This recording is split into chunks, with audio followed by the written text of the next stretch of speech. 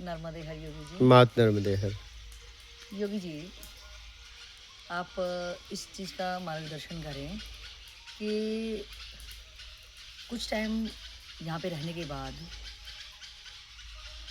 अगर हम थोड़ी देर भी बाहर जाते हैं, और इवन यहाँ पे साधना करने वाले लोगों का भी अपना अनुभव है जो फ़ोन करके बताते हैं कि घर पे जाने के बाद में जो यहाँ कुछ ऐसा क्या मिल गया, एक ज्ञान, एक ऊर्जा, कि अब वो ना तो उन जो पहले जिनके साथ रह रहे थे उनके पास रह पा रहे हैं, और गृहस्थी हैं तो ना परमानेंट यहाँ रह पा रहे हैं।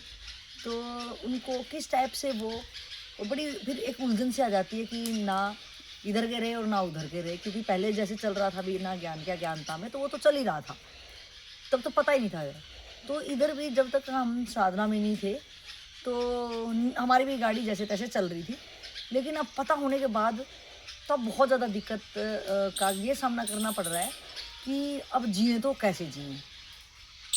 तो इस चीज़ का मार्गदर्शन करें कि ये ऐसा असामंजस्य जो झंझावत वाली सी स्थिति है, उसमें एक साधक क्या करे।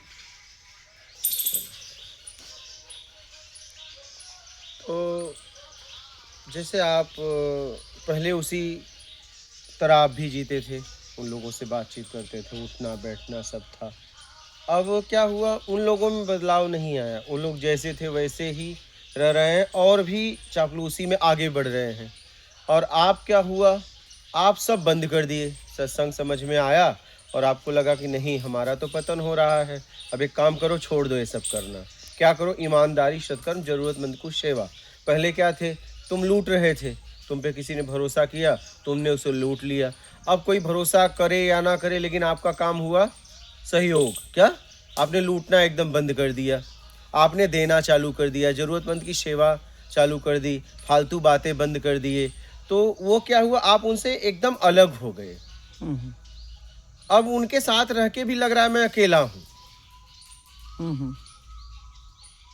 अब उनकी बातें भी अच्छी नहीं लग रही है, आपकी बातें उनको नहीं अच्छी लग रही है।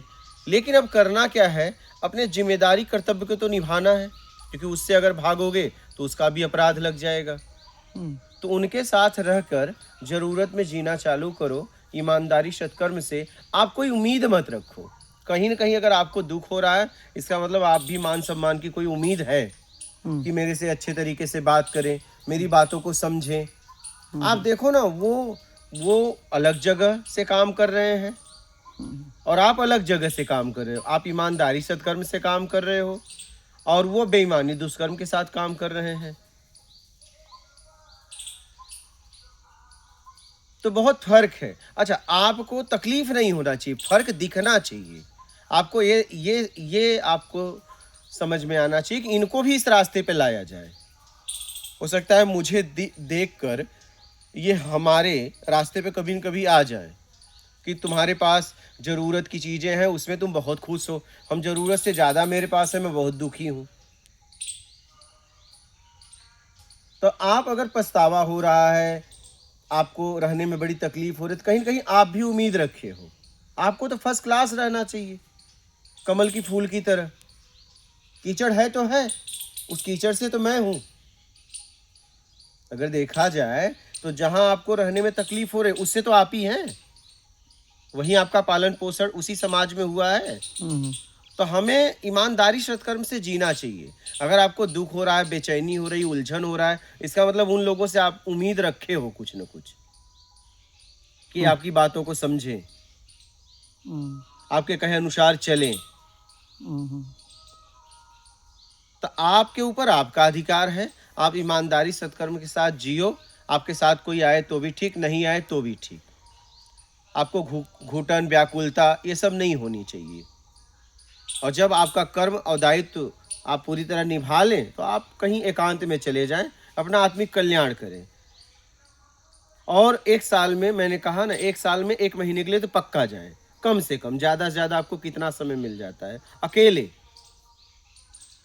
तो क्या योगी जी बिल्कुल बिना ज्ञान के हम अकेले रहें, तो उसमें आत्मकल्याण में क्या वो अकेला रहें तो क्या सहायक है वो? नहीं नहीं, एकदम नहीं।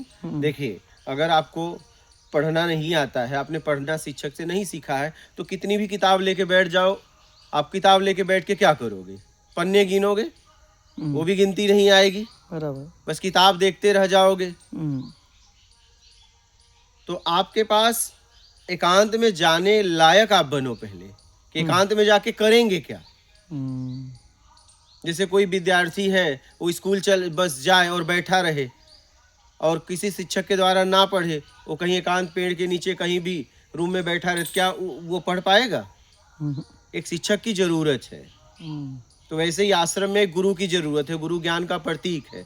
तो गुरु के सानिध्य में रहकर सत्संग सुने और एकांत वो अपने आप जाएगा, एकांत मत जाए। क्या? एकांत जाने की स्थिति होती है। आप जबरदस्ती एकांत में बैठोगे ना, आपको घुटन होने लगेगी। हम्म, आप गुरु के सानिध्य में रहोगे ना, एकांत का समय खुद आएगा, अपने आप आएगा। एकांत आप जबरदस्ती मत जाइए कि नहीं हमें एकांत में जाना है। हम्म, आप समझकर एकांत में जाइए कि एकांत में जाके करोगे क्या। बैठने से क्या हो जाएगा? अकेले में एक घुटन होगी, व्याकुलता होगी, आपका कर्म दिखेगा, आपका बहुबात दिखेगा। क्या? हम्म, आप जितना बातचीत किए हो दिन भर में और इसके पीछे वही सब याद आएंगी। हम्म।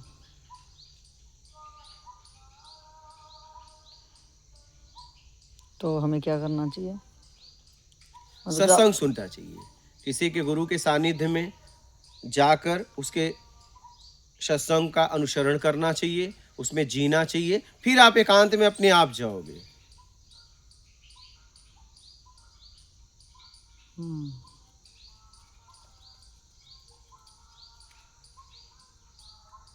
सत्संग जीवन में सबसे जरूरी है।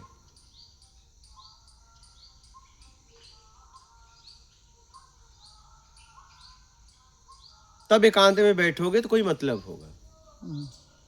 भाई, आप किसी ने, शिक्षक ने आपको होमवर्क दे दिया, क्या जी। आपको पढ़ना सिखा दिया और उसने कहा कि जाओ अब ये किताब पढ़ कर और समझ कर आना। उसने बता दिया कि शब्द के कैसे अर्थ निकाले जाते हैं, ठीक है। तो फिर आप एकांत में किताब लेके बैठो तो कोई मतलब है?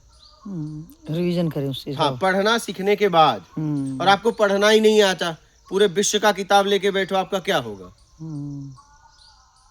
कुछ नहीं, बोझ हो जाएगा। बोझ हो जाएगा, एक घुटन हो जाएगी। क्या? हम्म, किताबें देखते रह जाओगे, जिंदगी चली जाएगी। वैसे ही एकांत में जाइए, पहले सत्संग सुनिए, किसी गुरु के सानिध्य में जियो, रहो, तब वो एकांत में जाने लायक आपको बनाएगा कि एकांत में जाके क्या करना है। ठीक है जी। ठीक, बात करो।